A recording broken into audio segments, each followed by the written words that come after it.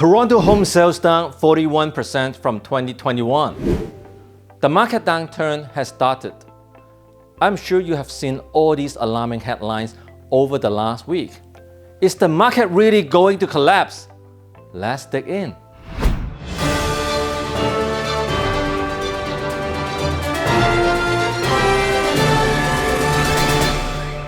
I'm going to share two reports with you today. The first one is the Toronto Real Estate Board April Market Watch report. And the second one is the Bank of Canada April Monetary Policy report. Let's start with the Market Watch. Overall, sales activities decreased 41% in April 2022 compared to April last year. What about March versus April this year? Sales volume was down 27% in just 1 month. How about the price? The average price was still up 15% in April this year compared to April last year. Compared to March this year, down 3.5%. Overall, sales volume is significantly down and prices are just slightly down. These symptoms are very similar to the ones we saw during the first few months when COVID first started. Whether it is government policy changes, rate hikes, or COVID, they all mean uncertainties. And uncertainties create fear. Everyone is afraid to take any actions, and they all step to the sideline to wait and see. That's why sales volume is significantly down. And I expect the market to stay pretty quiet for another couple months because another rate hike is coming in June. In terms of prices though, they are still pretty solid. No one is panic selling. I would say in general, people are confident about the longer-term outlook of the market. The market sentimental is very much like the beginning of COVID. It would be interesting to see whether the quietness in the market would create pent-up demand once again and result in another rush to buy once the interest rate hike stabilizes. For now, let's get back to the report because I want to share some interesting trends. Number 1, biggest hit in 905 area. The 905 area saw the biggest gain over the past 2 years as people move further away from the city center.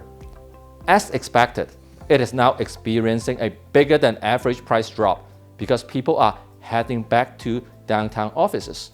Sales volume was down roughly 30% from March to April across all home types. Detached home average price was down 6.5% to around $1.53 million.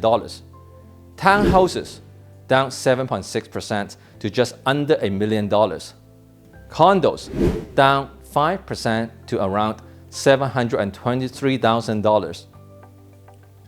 Number 2, solid prices in 416 area. The 416 area is also seeing a 20 to 30% drop in sales volume.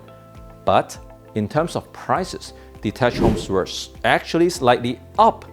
The average price of a detached home is now $1.95 million, up 1.5% from March. Townhouses are down 2.7% to $1.09 million. Condos slightly down 1.26% to $821,000. You see, I would say the market is shifting rather than collapsing. I think we would continue to see a shift from 905 back to 416 and a shift from low rise to high rise as we enter the new endemic era. Overall, the housing market is going to stay very robust for 2 reasons. Number 1, high immigration levels. We have talked about immigration being a solution to Canada's aging population, so high immigration levels will continue to be a trend. New immigrants will need a place to stay and therefore create housing demands. I saw some interesting comments from my previous video. Not every immigrant is going to buy. It is definitely true, and I have never said that every immigrant is going to buy a property. But everyone does need a place to stay. Doesn't matter whether it is rent or buy, that's still housing demand. Someone needs to own a unit for someone else to rent it, right?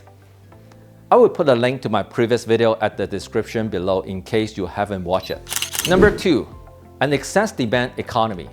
The April monetary policy report from the Bank of Canada is telling us some interesting trends. Our labor market conditions are actually very tight. Employment and total hours worked have already surpassed pre-pandemic levels. Wage growth has risen to near pre-pandemic levels.